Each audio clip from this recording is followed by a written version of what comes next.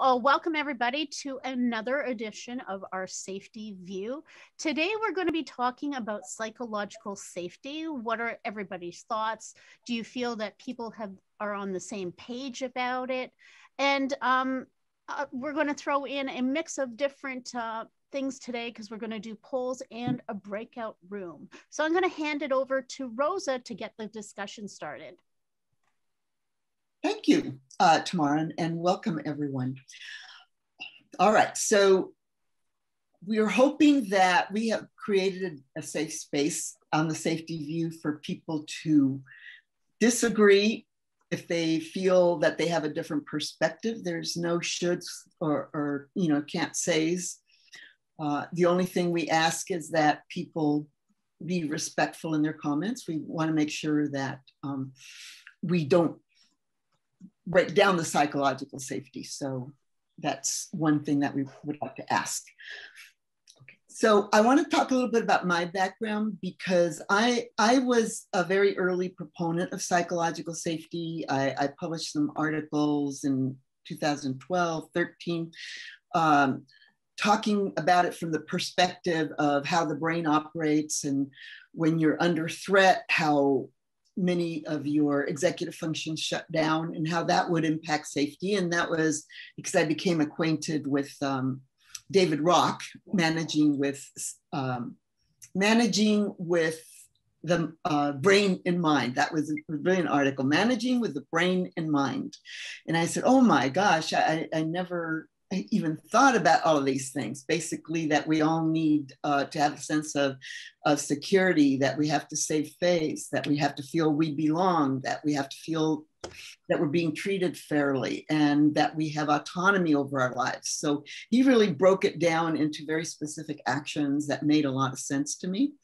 And it was only later that the Google study came forward, which was based on Amy Edmondson's work of what creates high performance teams. And they basically verified, these are the things.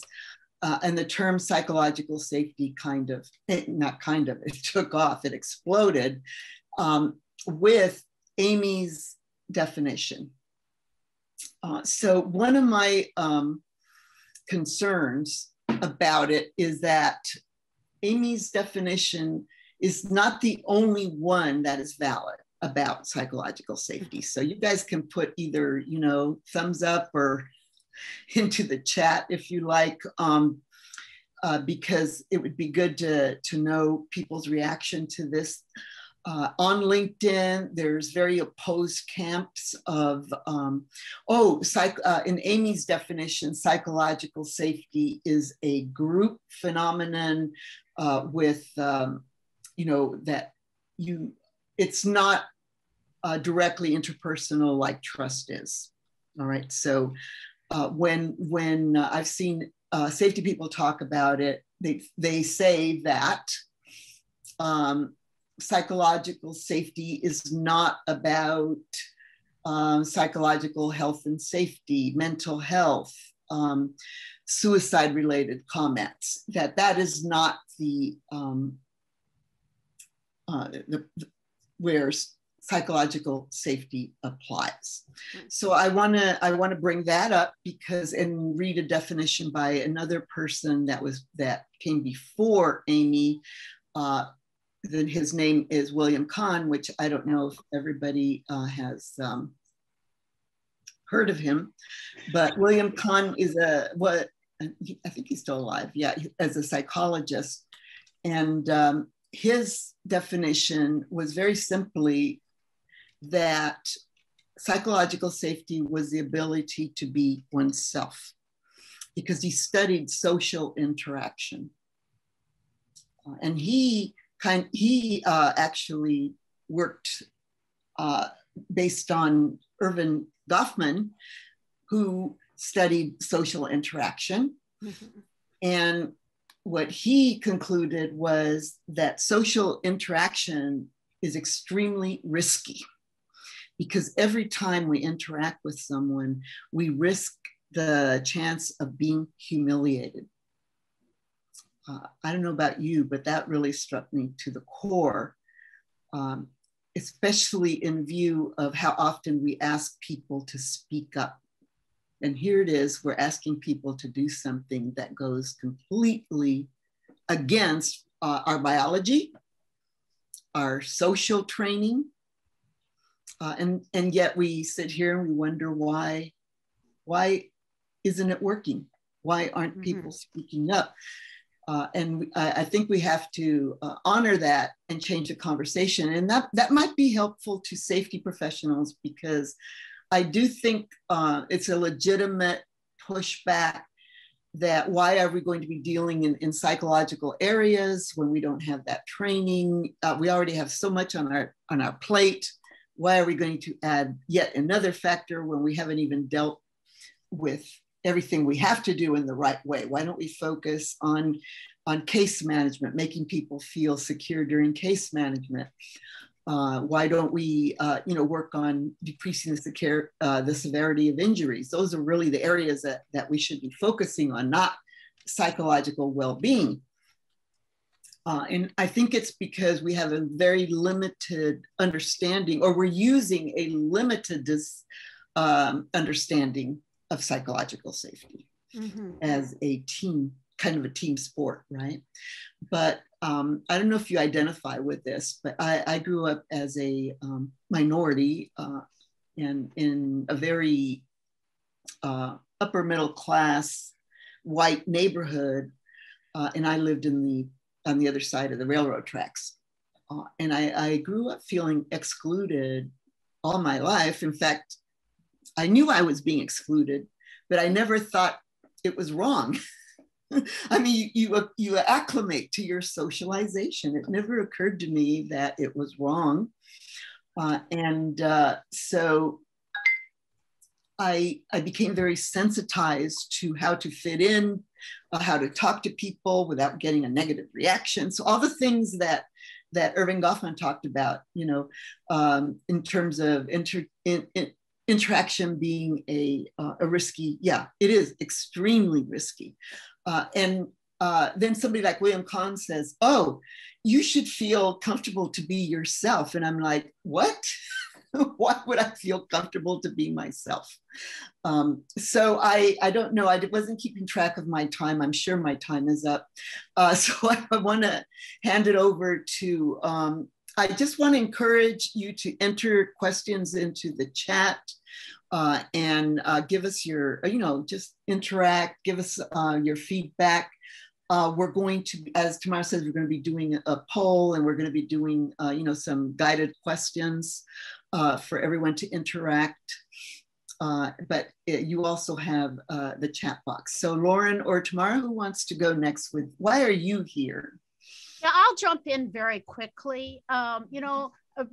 Many people on the panel probably already know this about me, and some of you may not, but I actually come from a social work discipline. So my career started as a social worker, working in the community with various populations, one of them being the homeless population. And, it struck me as very interesting when I saw in the safety community, the whole discussion about psychological safety, because this is actually what we learned as social workers way back. And I have to forgive me, I actually have to look at my LinkedIn, but it was 1994 when I was in school doing my bachelor's of social work, and a woman by the name of Patricia and other professors brought us into the world about being conscious about other people in our space and making people feel comfortable to open up and disclose.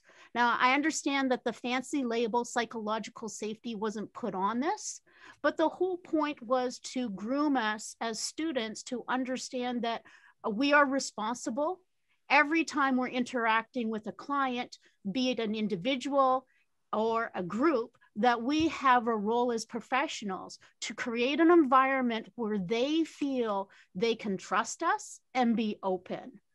And so I really enjoy that we're coming to a position where we can start openly discussing this, because it really feeds into my passion, which is group dynamics, and being mindful when we are in our workplaces that as as professionals, we do have a role to play in nurturing the group dynamics on teams so that people do feel comfortable engaging and discussing with us.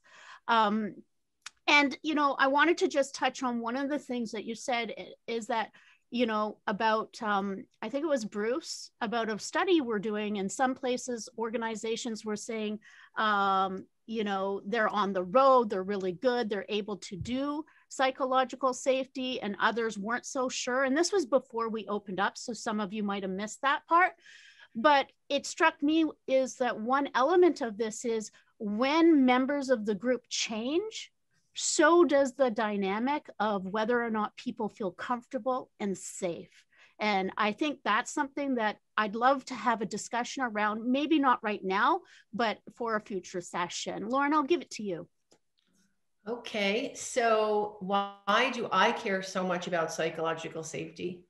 I care so much about psychological safety that I have a big picture of an elephant standing in the road, because I feel that, like, in organizations, if we don't address the lack of psychological safety, we're going to have it continue to block us moving forward towards improving our employee experience, being able to make sense of what's going on around us, the learning, and ultimately delivering on our purpose in the world. But so I did not grow up with a feeling of exclusion. I felt I did belong, and that I could speak and even should speak, not just for myself, but for others. So it started with animals. I was always like making sure we saved the baby raccoons and dealing with a pony that wasn't cared for. And then I moved into healthcare, and as a nurse in the emergency department, I really learned this continual experience that kept repeating, and it went like this. So I'm a new nurse. I'm in the emergency department in Hartford, and this man rolls in, and he says, "Well, I wasn't my dentist, but I've had a cold for a few days, but he said I had to come here." And as I took off his shirt, I saw these little red dots all over his skin. And I remember I went and got the attending, and I said, "Oh, I think these are petechiae. These are dots of blood." And she's like, "Oh, no, it's subdermal hypoxia." And I felt myself doing this tap dance around the bedside, because I'm like, I don't think so. What I believe so strongly, or felt like I know, is different than what leadership knows. And now I have to challenge, and I have to do it because the stakes are really high. So I'm like, what do I do? I say, "Get me the chief resident." "Oh, he's in clinic." "I don't care. Just get me more help." And he did show up, and sadly, within an hour, this man was gone, and it actually was a bleeding disorder, and it was a horrible ending. But I've been in many other scenarios where we couldn't have fixed that no matter what, but where you can see that the different perspectives are so valuable. So I always, so anyone that knows me knows I have this animal thing. So this is my other elephant. And this elephant represents the blind men in the elephant, and how important we need psychological safety for sense making, figuring out what is going on before we make that decision. And this lack of people feeling free to contribute, "This is what I see, this is what I sense," if we will never get to reliability if we can't have people speaking. And when we have 50% of healthcare folks not feeling safe to speak, we have a crisis. So all of my work has been like, how can I create a space where more people feel free to speak? But I will also tell you that the challenger space, if you follow, Tim Clark, you can feel safe to belong or learn, or then hopefully we're all safe to contribute. But the challenger, there's a scary space in the challenger where you're like, "Oh, I want to, excuse me, everyone, I think we should abandon speaking up." But I have worked on teams where I had true trust and psychological safety. And I think in my story, I couldn't continue in my work if I hadn't seen that it could be present. So I just am really committed to saying, look, the presence of absence and fear versus trust, and silence versus speaking, is creating our reality. So it's really important that we treat this topic with the respect it deserves. So that's what I think. Thank you for that, Laurin. Wow. So you all have stories, personal stories around this. And as my colleagues were talking, I was thinking, all of the negative reactions to the use of the term of psychological safety, or the that safety, the safety profession is not qualified. I think it's all because we have different definitions of it.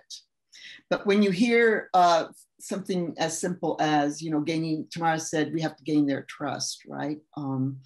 And Laurin is talking about the dynamics of, that what everybody goes through when they are trying to decide whether or not they should speak. Then it's not psychobabble. I mean, it's just very direct, right? If we can't make people comfortable with talking to us, which is really about building relationships, then can we really succeed as a manager or a safety professional? And I think the answer is no. So before we go further into the conversation, we wanted to get kind of, oh, Martha has her hand up. Okay, Martha, go ahead. I want to throw out a little caveat that I sort of alluded to in chat. And I think, Rosa, you started this by recognizing that this is that there's a cognitive aspect of this.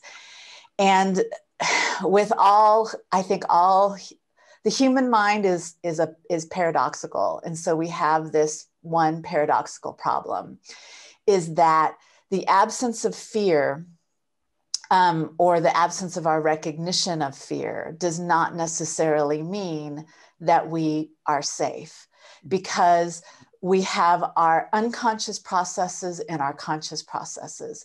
And unfortunately, our unconscious processes can drive us towards thinking that we're feeling safe, like that we're speaking up, but we're actually engaged in groupthink, or we're actually engaged in covering. So I think, Rosa, your example is fantastic. I'm also a person of color who came from an immigrant background and never felt like I fit in. And it has been a revelation to know how much I have covered in order to fit in, and I didn't know I was doing it. So there's that aspect of what we don't know that we're doing out of unconscious defenses that makes us makes it seem like everybody is feeling safe, but we're not actually in a place where we can actually contradict each other. And I think that's an important aspect of this, is that we want to be able to speak up, speak in. I mean, I love, Laurin, your concept of speaking in, but we actually, we have to be brave enough to dissent. And I think that's the key thing. And that means that we have to battle a lot of our unconscious defensive drives to convince ourselves that we are not different, that we are not, that we agree with everybody. So I think there's that also, that other caveat. Yeah, no, excellent point. Absolutely. Lots of food for thought here in terms of psychological safety.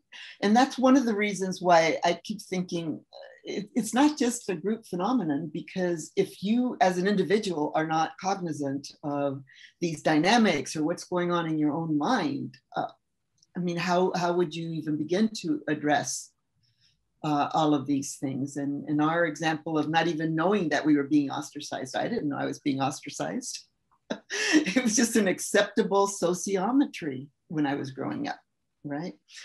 And it was always my fault if I didn't get heard or listened to. It was my own fault. So I would like to, I don't see any other hands up. I would like to do the poll, Tamara, just to find out where everybody's at and take the temperature. And then we'll call on Philip right after that. I just saw that you raised your hand, Philip. Okay. Let's do the poll. Okay. How comfortable are you with your level of understanding of psychological safety? Please choose one. Not at all. I'm just getting started. Get it, but have questions. I'm doing it and I'm having success. totally confused. Oh, so far we don't have anybody that's totally confused. That's good. Just getting started. Oh. Okay, so obviously the leading indicator here is I get it, but I still have questions. So I'm going to ask you to just reflect for a moment. And what is that question? And enter it into the chat. I get it.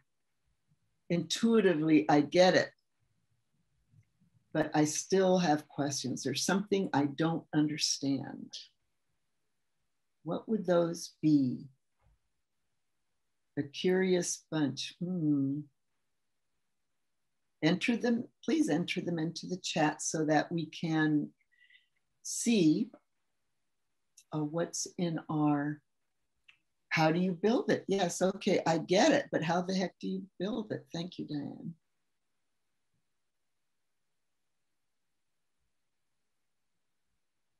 Let's be honest, practice our psychological safety. The multi-levels of analysis. Oh, I'm curious about that as well. I don't understand how it relates to some national cultures. Excellent point, Phil. Understanding the concept and employing it in a larger organization, which is far more complicated. Yeah.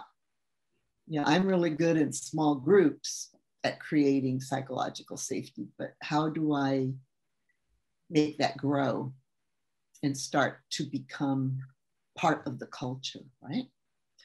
And one of the things that I didn't talk about earlier that I really wanted to point out is that when everybody was caught up in safety culture, it was a fabulous way to talk about the invisible part of the organization. But then we just started putting everything under safety culture and not addressing it because we didn't know how the heck to change a culture or how to address it. All right, so Phil and then Diane. Go ahead, Phil. So my question was, I think we've passed the point really at the moment. But what I was going to say is I'm feeling lacking in psychological safety at this moment. You're lacking in psychological safety? Thank you for saying that. At this moment. Yes, I understand. I understand. Yeah, there's a comment in the chat that I disagree with, but I didn't feel safe to speak up and question it and challenge it, or even to put comment in the chat. So for me, it's very much a personal thing. Yes, it is very personal. And okay, so I'd like to see, before I call on Diane, I'd like to see with thumbs up if you agree that you would like people to be honest about their perception, and even if it disagrees with you. Could I see some thumbs up if you agree with that? I see one there. Tamara, me. I don't see a lot of thumbs up. Christine Rowe. All right, Marta. Yes. I should see a thumbs up. Well, you know what? Sometimes people aren't listening when you ask the question.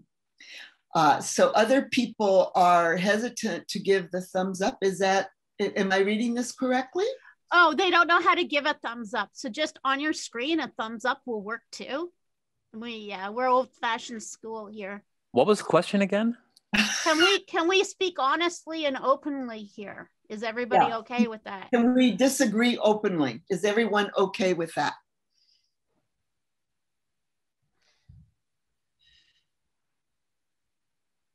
I see one. Oh, Andy. Hi, Andy. Of course you do. All right. All right. Now we're starting to see that. All right. So this is a lesson in point, which is that I assumed that people were not agreeing. And then Tamara says, well, they don't know how to agree. So one way to avoid the loss of psychological safety is not to make assumptions, which I just did. So I'm admitting it. And that's that. And if I can bounce in here for 30 seconds, Rosa. Yes, of course. The other thing that you just saw with Rosa and I, because we have been working for quite a while, is me being open enough to say, oh, Rosa, I'm not sure people are understanding. And that just didn't happen today. That has happened from us working together over the years. And then after in our debrief, kind of sharing back and forth with one another. So people are asking about how do we build it? And one of the things I want to put out there is not in 1 hour. Not in 1 hour. I'm sure Diane, who has her hand up, can say a lot to that one. Diane, please unmute. Yeah, I'm gonna have to learn how to do that, right? So so where I'm sitting in this conversation, and I think there's a lot of alignment on, let's not talk so much about what it is and what are the definition and the different schools of thought, because hey, we can see that with safety differently, safety to human performance and everything else, and that's not helping anybody, is it? So where I'm sitting on this is rather than trying to have a lot of definitions and agreeing or disagreeing on the definition, let's instead talk about what helps to build it, because we all know what it is when we see it. You're in a meeting and you think, hang on, something not quite right here, and then you think, oh my goodness, but it's only me, and then you kind of force yourself to say the point. You just force yourself, and the leader of the meeting is like, oh, that's a really good point. Oh, I really like this, and then there's this, and then somebody else says, well, actually, I was wondering that too, and then you find out afterwards, after the meeting, that in fact, everybody was thinking the same thing, that you were not the outlier and that people did have concerns. But what is the key thing here is that the people in the position of authority are in a place where they're open to listening and they are seeing challenge as a gift. So then the question is, how do we build capability in people to see challenge as a gift? And a lot of that is by using case studies and examples, and also because we all know that context drives behavior. So, you can do a lot of skills building with people, it may not work. What I have seen to be the most powerful lever of enabling speak up and psychological safety in an organization, and I see this in many organizations, is when the people at the very top of the organization are asking for challenge, and then when receiving the challenge, they celebrate the challenge. Okay, because I see people going asking for challenge, and then they invite the challenge, they get the challenge, and they go, well, I don't like that much. Nah, so that's not what it is. We're talking about you have to ask for the challenge, listen to the challenge, welcome and celebrate the challenge. So, and of course, when they start doing it, it's really uncomfortable. And then the more they get from it, it becomes a self-reinforcing positive circle. So I hope that's helpful. I have to pop out now, by the way, so I'll be back in a bit. But excuse me. All right, because I do. Rosa, I was going to just actually pop into here because I think that what would be very useful to consider is Bruce Tuckman's, and he talks about the different stages of group development, right? And so one of the pieces that I'm hearing come here is the forming and storming stages.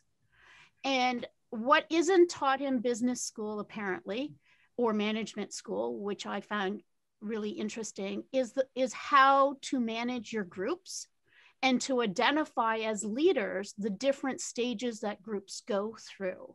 And so if people have an interest in talking about that further, then we can look at opening up a session to dive into that. I don't want to sideline the conversation, but there are core phases in group development. There's the forming, storming, norming, performing, etc. And how you as the formal leader take your group through that will then be how people will engage, as well as there's something called the informal leader. And so if you as the formal leader do not take that position of nurturing the group to how it should be engaging, then the informal leader will determine those rules for you. So there is some cognitive thinking in the management level that needs to go on, which isn't trained. No, I never heard it mentioned when I was working with the executive MBA students. Yeah. And as a social worker, we had to go through learning about that for 5 years continuously. So it was really drilled in our heads how to manipulate that. How to manipulate. Well, you do, right? Because when you're counseling a group of people on certain things, you need to be the one who's guiding. Yes. So. Thank you. Let's see. We have Janet and Michael. Okay, Janet, go ahead. I raised my hand by accident. I was doing my thumbs up via my hand. Oh, and you did it in your hand. Okay. Yeah, but just while I'm on now that I have the floor. Yes. What did you want to Tamara, say? I also have a social work background, and so now working with safety and actually learning and development. But yeah, that whole idea of and I guess my influence or guide. I really liked it when you use the word guide. The process, right? How do we use ourselves too to help set that tone of safety, and that it's ongoing. Like trust, I think you can build it, it can erode, and then you need to rebuild it. I think even that forming, norming, performing, is not a linear process, at least not from my experience. Thank you. You're welcome. Thank you. And thank you for adding that, Janet, because that's very important. That it's not linear. Michael, and then Laurin has a question too. Yeah, I guess I just took a little umbrage with the word manipulate, and I think that some of that has to do with, well, first of all, the notion that an organization is, we have humanized it in some ways and given this mechanism, this construct of our imagination, this abstract notion, the same kind of qualities as a human. We give it legal status similar to an organization, give it legal status similar to we would a citizen in the world, and it's not. And it doesn't respond, it's a machine. It doesn't respond in the same way as humans do. So the notion of this psychosis of an organization and looking at it and treating it as we would a human, I think sometimes that gets us off the rails. And if we see it for what it is, a human construct, an abstract notion, something that we've created that gives us very, very predictable results, which at times ends up killing people, then the notion, the way we diagnose ourselves as human beings and individuals, that's not going to work for an organization. And yet we don't do that. We still see the same structure, storming, norming, performing. All that stuff has been around forever. It doesn't work. It doesn't work because the notion of the organization where things come from the top down and we have to convince people that they have to change. And we're going to put teams of people together and we're going to work them through that. I mean, that's even counter to the laws of nature. Inertia tells us, or the second law of thermodynamics around entropy tells us it's going to change anyway. Laurin, you walk into your ward on a Monday, you come back on Tuesday, it's a different place. Yeah. And you don't manage that. That's an emergent notion. Yeah. And we do not have staff. We don't have the requisite number of people. We don't have decision-making authority at that level to be able to examine the nature of those changes and to be able to affect change. So we put together teams, we take them outside of what they're doing, we get them norming, storming, and whatever, and they come back in and the world has changed, but they haven't. Well, that's excellent. You're bringing in the whole complexity, and that change is not linear. Thank you for that. Laurin, you had a question that you wanted to bring up to the group. And, and we were touching a little bit on it before, but also it sort of relates to what Michael was saying. And I agree totally the whole, you think about the psychological safety, Andy and I talk about this a whole lot.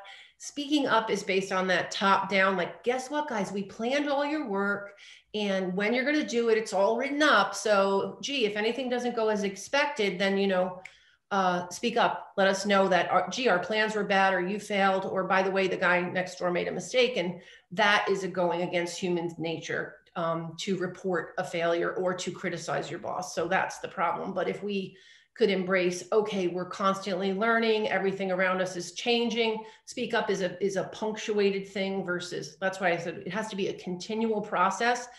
And what characteristics, so the question is, if we agree that psychological safety and its presence or absence is affecting everyone's thinking or acting in the moment every day, how are we as a group of safety leaders going to create an environment where we can really nurture a productive conversation, which is what we're trying to do here today. So the big question is there enough safety to talk about psychological safety? And I love that Philip was brave enough to say no.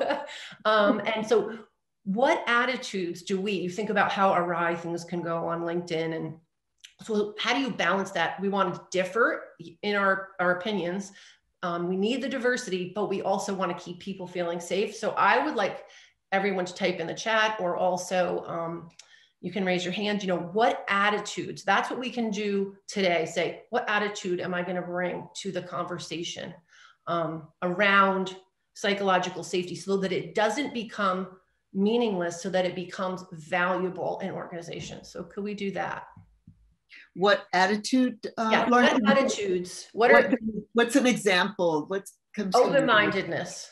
I've got to be open-minded. Okay. I got to be patient.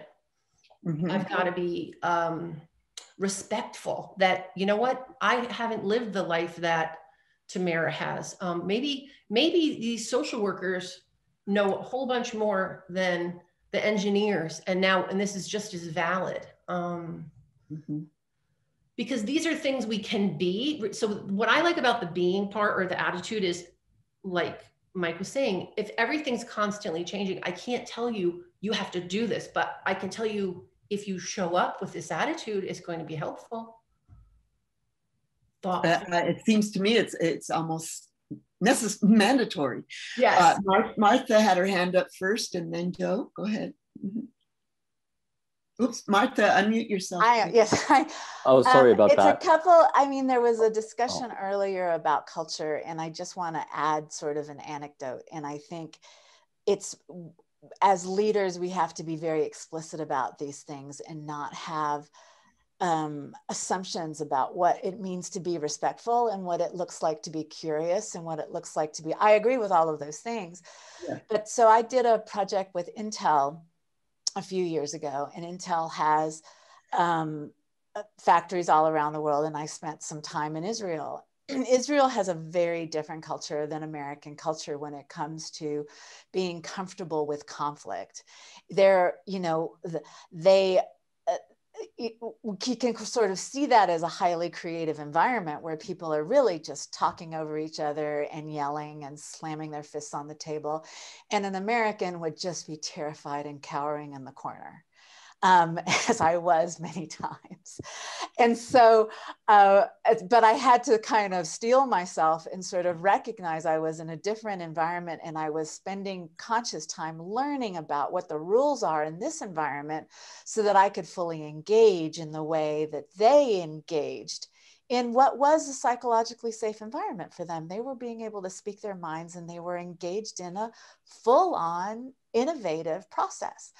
So I agree with what Laurin is saying. I think part of it really, and this speaks to Tanya's point, we have to really understand what kinds of norms are we going to craft, and everybody needs to be involved in the crafting of those norms, and be able to say, well, I might seem abrasive, but I come from the Bronx, and I might seem like I'm, being passive aggressive, but I'm from Atlanta, right?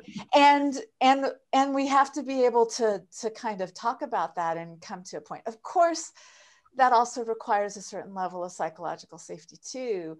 But I think it's just an active process that the leader has to be involved in all the time.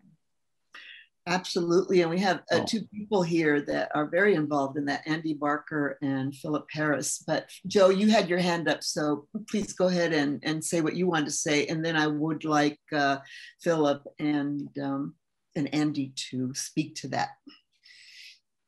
Okay, well, thank you very much. I wanted to share a personal story of long ago, before I'd ever heard the term psychological safety. I was a reactor engineer in an operating nuclear plant. And part of the roles and responsibilities of reactor engineer is to ensure that the plant is operating in accordance with its design basis. And there were times when I had found problems in this operating plant's procedures. And I was a lot younger then. And when I brought the problems to the shift supervisor, and the unit superintendent, the plant manager at the time said, Joe, don't bring me problems, bring me solutions. And at the time I was I tried to be very calm, logical, technically sound before I did something that might result in the plant being reducing power or even shutting down. So I didn't realize at the time that my example gave courage to other people who were less willing to stand up and speak. And when I gave a lecture at my chemical engineering class, one of the students, who was several decades younger than I was, came up to me and said, you've taught me more about engineering ethics in this one lecture than I've heard from my class of hypothetical examples. So, there are times when we're not aware, when we're role models for people who are more cautious about doing it. And it wasn't until after I left that organization that people came up to me later on and thanked me. That's amazing, wonderful. A lot of times we're doing good, but we don't know it, right? We find out later. Yeah, thank you. So Marta Acosta came up with a very excellent point, which is, what does respect, or even the term psychological safety, how does that work in the Middle East, etc. So we have Andy, who's actually been working in Saudi Arabia, and Philip, you've been in Dubai, right? Yeah. Hi. Who do you want to go first? Go there, Andy. Yeah, I've been in the Middle East for about 4 years now, and it was absolutely imperative that we got people talking, because if people don't talk, you don't know what it is that needs to get fixed. But I wanted to, I guess, first of all, talk a little bit about what Martha said earlier on about being perceived or otherwise as part of the problem. And I think certainly when, I started in safety in the early 90s, what I was taught was go out and find the problem. And for a while it worked, but the perception of what it is that I did for a living was, if you give that guy information, he's going to make you look bad. Maybe not, or maybe not overtly, if you like, but somewhere in the back of your mind, I believe that every individual wants to look good in organization, look like a solution that we just heard, not look like a problem. And if we go around looking for problems, then we're actually saying that people are a problem. So what I did is, in my mind, in Saudi Arabia, and the safety record in the organization I joined was pretty terrible. What I did is get the safety guys, for example, to go out, and if they found a damaged tool, get it fixed for that person, and then tell it was that person that spoke up and said, look, I spoke up, got my tool fixed. And then then we told the story. And then two people would speak up and say, look, I've got a damaged tool. And then we would say, thanks for speaking up, and tell 3 stories. And then we got 10, and then we got 50. And after 4 years, we stopped hurting people. And I think it's because what we did was, there's lots of experiments about if somebody says something that's not true, and somebody else says something not true, and somebody else says something not true, the next person, whether they know it's true or not, will say it the same thing, right? Because we we need psychological safety, and we'll tell a lie to fit in with the organization, right? To not stand out or whatever. But what I did was start talking about the solutions and the value that people bring, and celebrated that, which is something we heard earlier on. And I found that if you talk about solutions and put people in a good light, they'll tell you more about the problems that they actually have. I don't know if I communicated that as well as I would normally do, but we get there. About one of the most important aspects of psychological safety, which is saving face, building up people's status, which I assume is very important in Saudi Arabian culture. So to the extent that you're helping them build up their status, they become more effective. Is that? I think that's it. Maslow, people want to look good in an organization. You want to look like a solution, not a problem.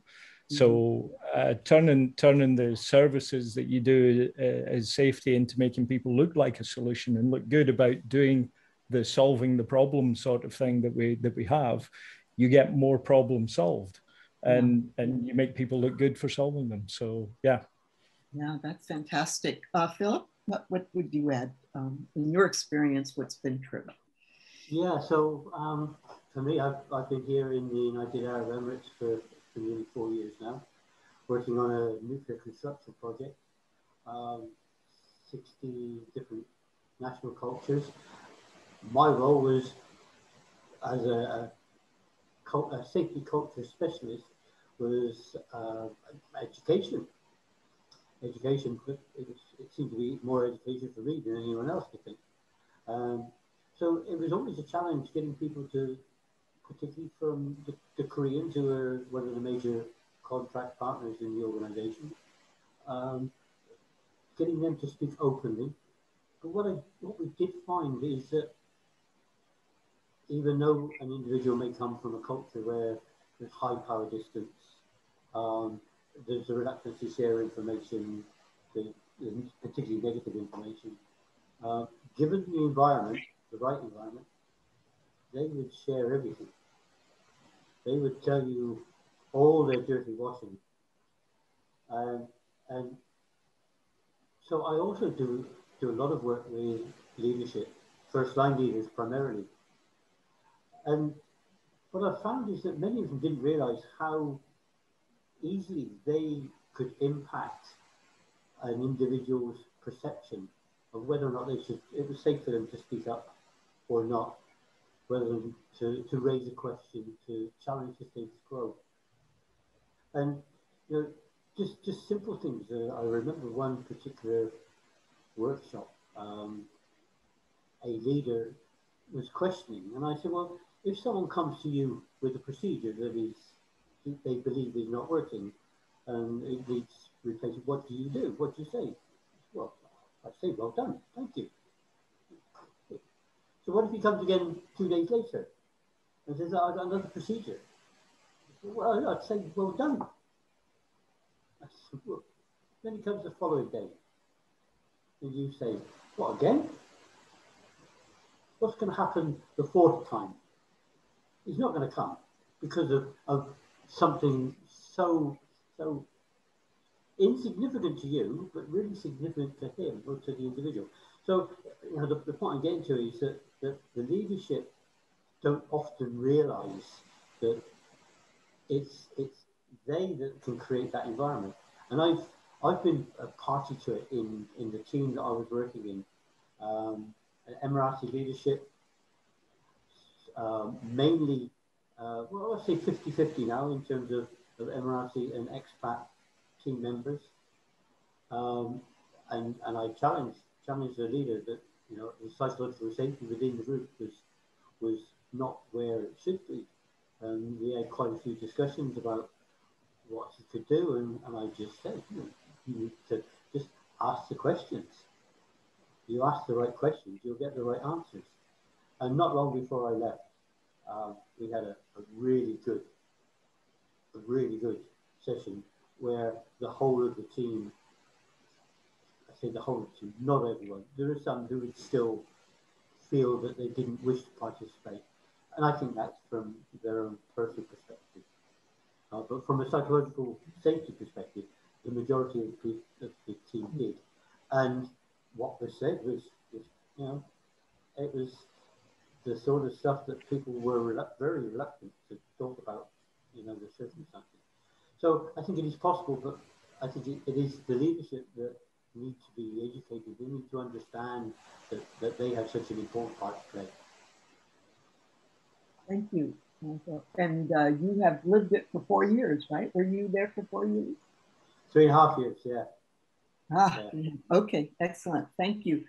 Well, in the chat, Gary Wong has brought up a very controversial subject, which is it management's responsibility to listen and fix problems? Is that a false assumption? So Diane, let's have you go first, and then maybe Gary. I hope let's talk about Gary's question. Go ahead. Oh yeah, I was just going to build on what Andy and Philip were going to talk about. I spent from 2006 to 2010 working on rotation in Egypt and Algeria.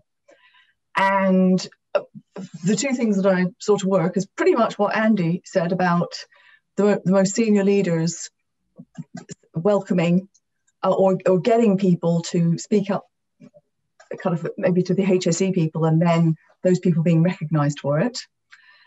And then what Philip was talking about is that maybe some of the leaders don't even themselves realize what they're doing. And I remember I was working in the middle of nowhere in Algeria, and the senior leaders were so great, and they understood safety so much, but they kept on wondering why people weren't telling them about the problems. And so I've just kind of followed them around for a few days. I was, well, in fact, a few weeks. I was 2 weeks. And what I kind of noticed was that they were all eating in different places as well. So I said, hey, let's go and eat it with everybody else. I was like, oh. Anyway, that made a huge difference. So thinking about ways where we can break down the different things that cause more hierarchies, even in a high power distance place. And I kept on going back every few weeks for about 2 years. And I would always go off to lunch and see if the site management were eating with the contractors, and they still were, and looking very pleased. So it's just to build on what Andy and what Philip were saying. Wow. And that speaks into the being mindful of how you're positioning yourself within that work group. So let me just mention some things about if you want controversy, let's introduce some controversy. In one moment, but I do want to say, acknowledge, actually, I mean, Diane, you talk about these things like they're so easy, but that's like a huge mind shift for them to be eating with the employees. So congratulations on that. I think we have to remember that our leadership, and as Andy and Philip have said, they really, really do want to know. They want to. And they really do want to help the workforce. So it's not that they're kind of these uncaring remote people. It's just that people like us, we can hold their hands to show them a slightly different way. That's all. And it is gradual, by the way, Rosa. I get what you're saying. It's a gradual thing. It doesn't happen overnight. Okay, I get that. Yes, thank you for pointing that out. Thank you.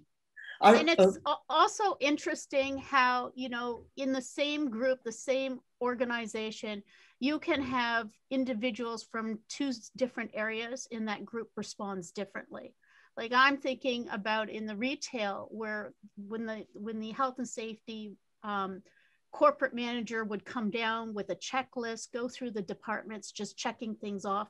As you were saying, Diane, being very disattached to the employees and moving through their environment, not engaging with them, compared to the food safety corporate manager who would come in, who would actually go into the department, have an activity where he would bring the group around and open up what questions do people have. Hey, look at this this new thing I have to show you guys. What are your thoughts? And it was the same group of workers, but two different people coming in and leading them. And it was just incredible to see the difference in the two. Great example, Tamara. Great. Okay, Gary, take it away. Well, let me go back a couple of shows ago when we talked a bit about psychological safety. And we always think about the front line being psychologically safe and trying to speak up. But then we elevate it, kind of saying, well, gosh, if I'm a manager, is it psychologically safe to even hear what those employees are saying down below? Because now I can't have plausible deniability. I'm accountable, like, oh my God, somebody said this is going to happen if I don't know something. So you kind of get this kind of reaction sort of thing, and you're kind of doing a squeaky wheel. And I feel for managers, having been one, you spend all your time being overwhelmed, you're under resource. How do I get out of this shift? So the concept that we've been playing with is one that was introduced by Team of Teams. Managers have to switch from being command and control into more communicating and coordinating. That includes all the elements of empowering people. And what we like to do is empower these operational learning teams. So your job, management, is to kind of like listen, hear, but not fix. It's for you to say, okay, I am going to assemble a learning team. You guys go out there and do that. And by the way, we've got 32 learning teams that are going on at the same time. Bring back the information. We'll share that in stand-up meetings so everybody knows. But our job is to manage resources. We'll have to prioritize and pick which ones that we need to go forward and work on. So management doesn't lose their job and their role. It just shifts in allocating resources. But that way you can engage people in so many different ways.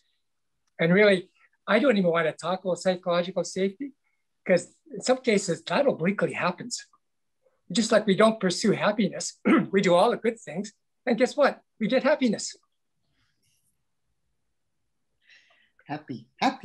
Well, Rosa, I do see that Michael has had his hand up for a little bit. So well, I assume you forgot to lower it. Michael? No, I would. I guess like sometimes when I'm listening today, I feel there's, anytime I talk about systems thinking, it creates dissonance with people who have seen, like for you, many of you folks who come at this from a psychological safety perspective. When I talk about things, I do believe it probably creates some dissonance. The problem with safety is that when I talk about an inability to respond, there isn't. We manage human resources as a cost. We have the minimum number of people, and these are embedded in workforce planning algorithms. We have the minimum number of people to do a forecasted number of jobs. One of those jobs is not to analyze stuff, to examine stuff, to identify problems with stuff, to problem solve stuff. That is not in the domain of the frontline workers. They don't feel safe because they have no agency. If I pull an andon cord in Toyota, somebody will respond right away. And every plant, that happens 3,000 times a month. Somebody will see a safety problem, a quality issue. And when they pull something, they get a response immediately from management. If you do the same thing in any other organization, what you get is crickets. And that's where the psychological safety ceases to exist, is because there's no human interaction in a meaningful way about problems at the face of the mind where things are going wrong. If they speak up, there's no one there to answer. And my question is, Michael, what happened before there were crickets?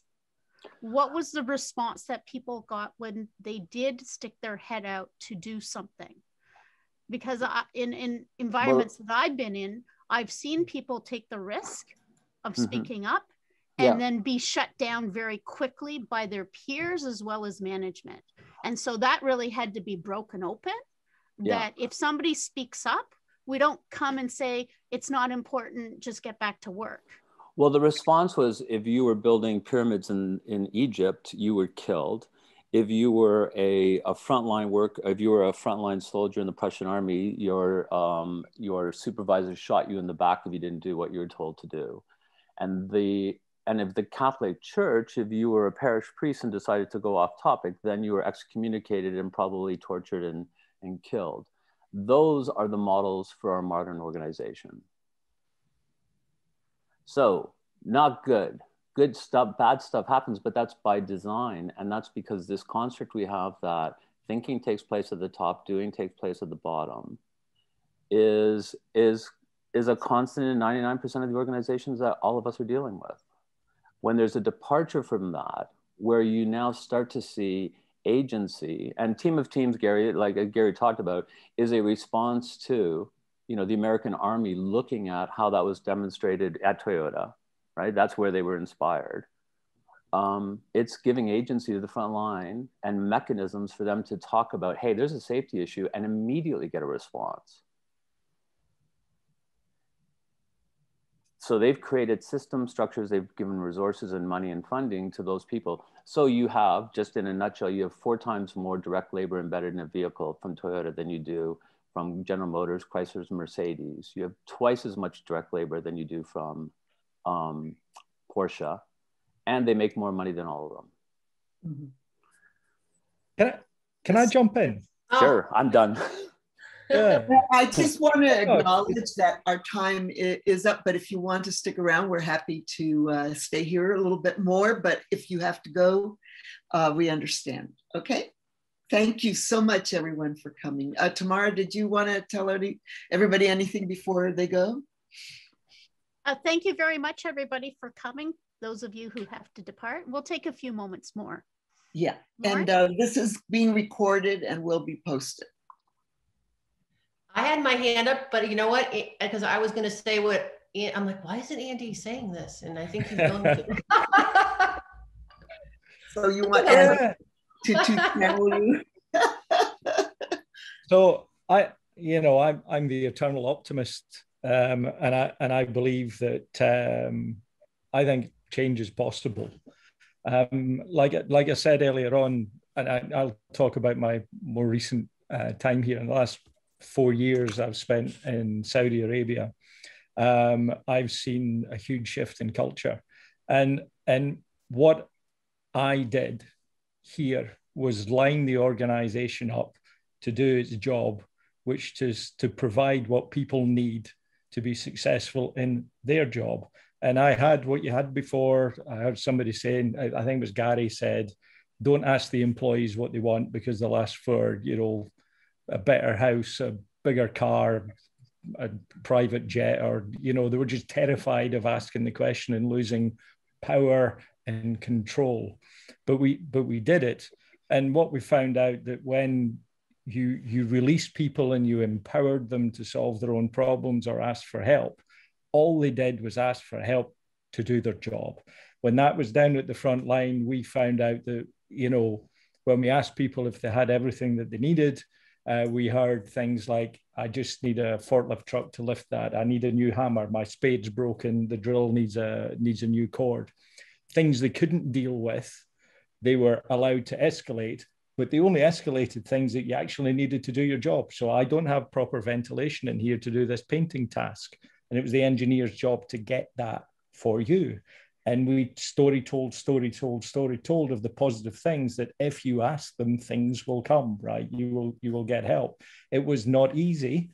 But what it was fair, because the requests that came from people at the front line was, I haven't got something that I need to do the job. And everybody knew that we're here to do that job.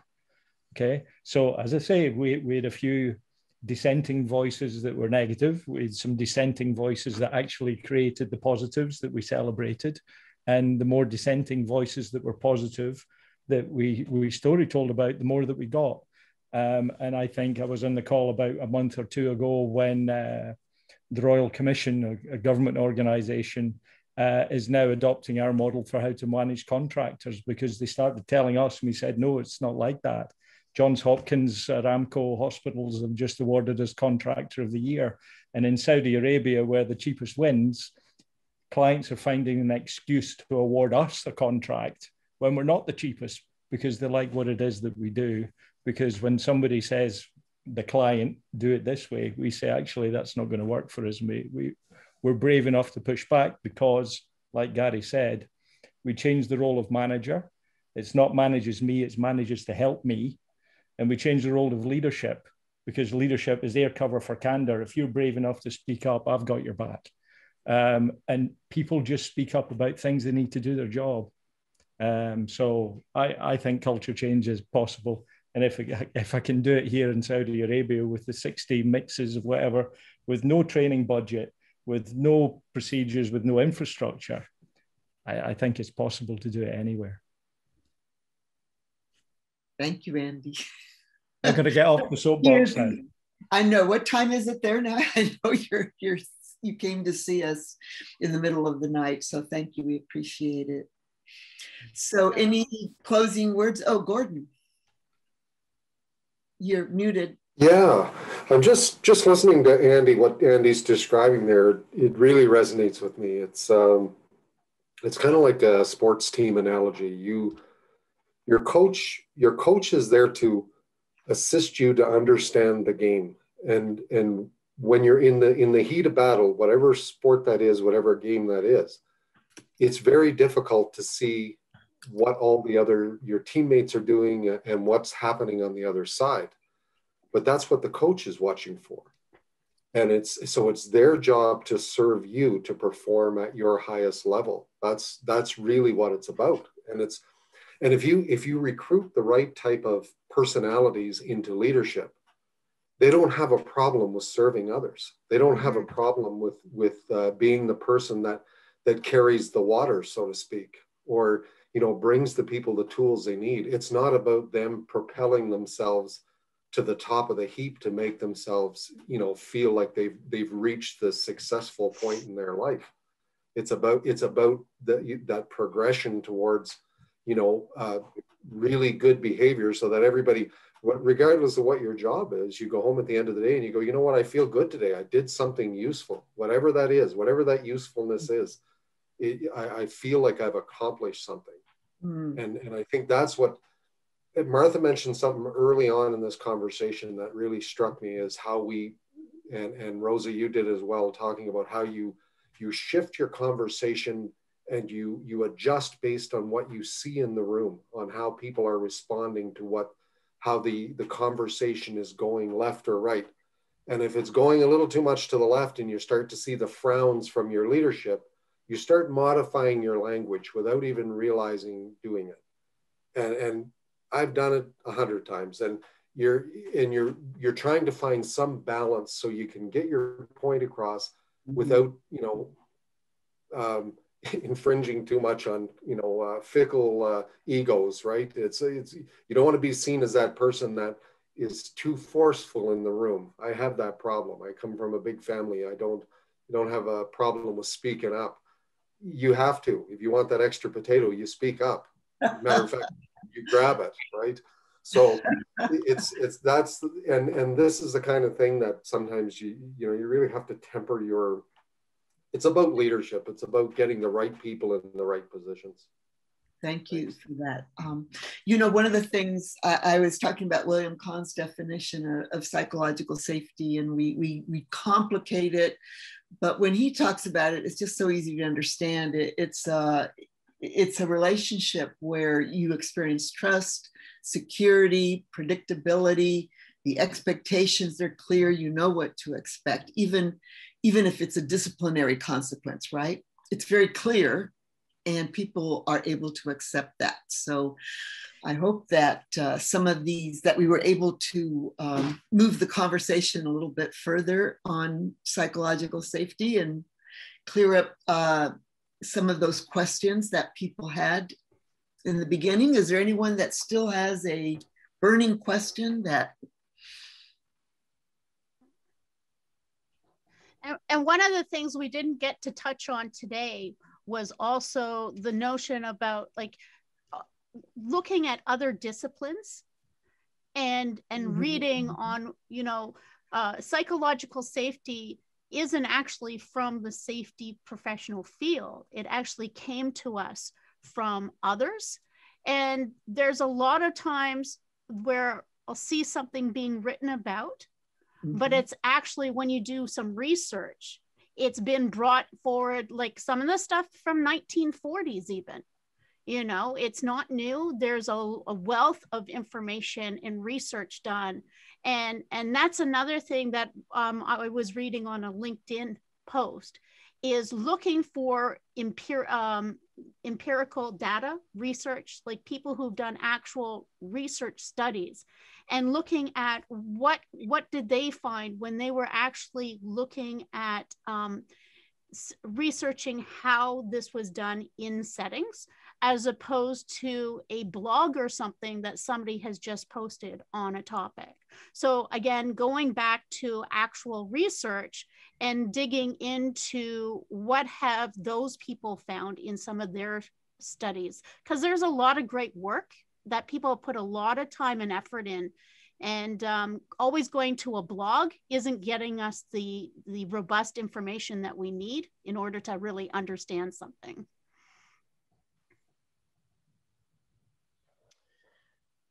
Laurin, did you want to say any thoughts? I just wanted to, we had thought about this one last question was, and I'm going to tell you Andy's answer, because when I first met him, it struck me so powerfully, is that, you know, if you have one shot to build trust, what is the most powerful thing you can do? And that's to help someone who helped me. And I just think, you know, if you've fallen on the sidewalk and it's all strangers, the person that comes and helps you up is the person where you're going to start to place that trust. So that's one thing. And so my big aha of the week, though, is that we are living in, when we don't have psychological safety, we're living in uncertainty. Even this morning, I'm like, oh, what if I really mess this up, right? Even though this is our tribe, right? But a person who is uncertain in these core needs, core need to belong, core need to be learning, I need to contribute, I want to be working with a purpose. When we leave these people feeling uncertain, they cannot meet the needs of an uncertain organization. You can't have uncertain people trying to manage uncertainty. We got to get the people. The world's uncertain enough. Can we build people that feel it's going to be okay? This person's got my back, because the work is tricky enough. So I'm going to say, let's stay optimistic and treat this topic with the love it deserves. Thank you. Thank you, everyone. Thank you for coming, and look forward. I think next session, we're going to be talking about the SCARF model, David Rock, very specific, a brilliant model on how to manage with the brain and mind. And I'm thinking of changing it to how to manage with psychological safety in mind. And bring in the systems view, Michael. Thank you for always doing that for us. Thanks very much. I just want to give a shout out to our sponsor, Safepedia, who help us put this on. I also shared that they are doing some workshops this month, so I put it in the chat for people. Thank you, Laurin, anything from you before we go? No, just we'll be launching our Speaking In page soon, as soon as I get over my fear. So watch this space. Thank you. All right. Thank you, everyone. Wow, we had such a great group. Thanks, group.